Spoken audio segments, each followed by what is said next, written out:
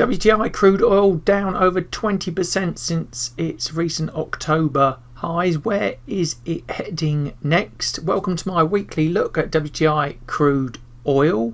I'm going to dig into the technical analysis, a bit of sentiment to see what is going on. Hello, I'm Stephen Ho, trader and founder of TheStopHunter.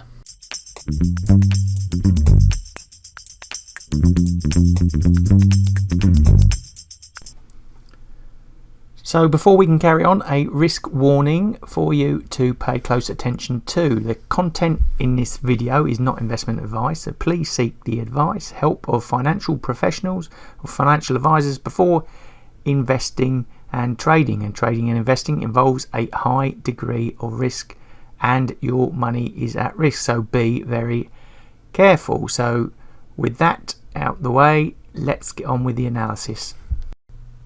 So straight into the sentiment-based technical analysis. Down the bottom we have our seasonality. We're still in that down slope at the moment, but it starts to peter off before picking up into the new year. Now interestingly, the commitment of traders data, the red line being the large commercials, the black line the large speculators, marrying up nicely to what's expected with the price. Large speculators in the same direction and the commercials inverse, so all very bearish, and price holding around its 200 period longer term moving average there, so all a bit negative at the moment for oil. So in terms of the Baker Hughes rig count, it's all still bullish, focusing on the US line there. +6 change from the prior count and +249 change from the last year, so all looking still good in the world of oil in regards rig count. Inventories last week worse than expected at just over 1 million barrels, and this week forecast to be down minus 1.667 million barrels Wednesday afternoon. So what does our longer term look at the price history tell us? Well, on the weekly line chart here for crude oil, we can see price, as we talked about last week, moving into that yellow box area, pulling back from those highs. Next stop down, bottom of that yellow box, 78.6% Fibonacci line at $63, and then under that more important Fibonacci line, 61.8 at $53. But it certainly has got the feel of more bearishness. Maybe it could be creating a new head and shoulders pattern over the next month or so, something to watch out for. Or it could be heading back much lower and a really big retracement, but down to that 38.2% line at $39. But the upsides of $90, $100 looking a long way off at the moment. So I've changed the line break analysis slightly for you this week. On the left we have our daily chart as usual, but on the right we've got a 3-hour line break, just to give you a bit more of an aggressive number. And on that chart, the 3-hour one, 68.25 is the upside turnaround for a bullish trade there. And going to the longer term, you've got to wait till the price gets up to $76, just above, before we go long there. And remember, I'm using a 4-line break chart here with a 2-bar reversal. Daily Heikin-Ashi chart wise, it is all a bit bearish really. Our two signals at bottom both bearish. Volatility up to just under 50%, which is as high as it's been really since, well, at the end this time or late 2020.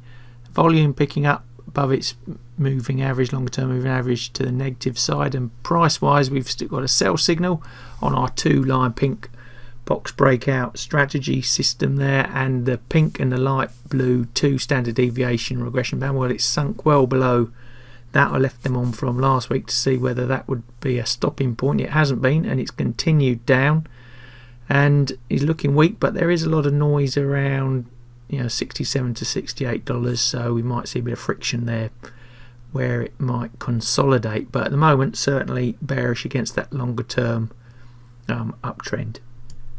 And the Renko chart, it's a similar picture using a 50-cent block size. All our signals at the bottom are bearish, And on the price, we have a sell signal breaking out of the 2-line pink box breakout setup, trading below the longer term 200 moving average. And in terms of targets, then to the downside, next stop $61, $62, and below that it gets to around about 55, 56. Upside wise, you've got the important 38.2 at just over $70, then 75, 76, late 75s there, and then it's going to have to try and get back up past the highs around 84, 85 dollars. But at the moment, trend in the shorter term is negative inside that longer term bull run that we've seen over the year, but currently all a bit negative.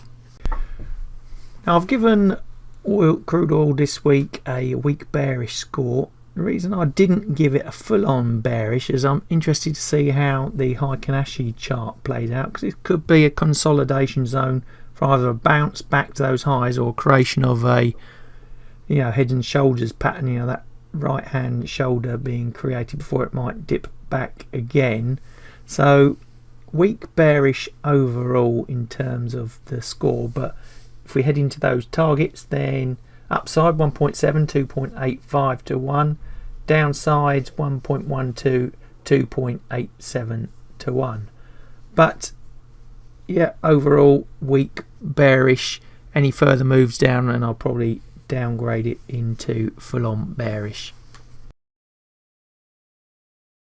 So my final thoughts on WTI crude oil for this week. Well, after a sizable correction of over 20%, there's still the potential for further bigger downside, but I'm interested to see how this plays out, whether this is a consolidation, a little bounce back to create that head and shoulders pattern I mentioned, or whether it's going to stop here and bounce back up towards those highs. Seems unlikely at the moment. $90, $100 seem a long way off, and the odds are more on a downside move, especially in terms of technical analysis at the moment. Love to hear from you in the comments below what you think is going to happen to WTI crude oil next, whether there's more bearishness to come, or whether you think the analysis is totally wrong and it's going to bounce back up for whatever reason to like I say $90, $100. Let me know in those comments. Love to hear from you. And if you've liked today's video, please give us the thumbs up. Don't forget to hit the subscribe and bell buttons to receive further notification of content I'm going to produce like this. And all that's left for me to say is thanks for watching, good luck with the trading, and I'll see you in the next video.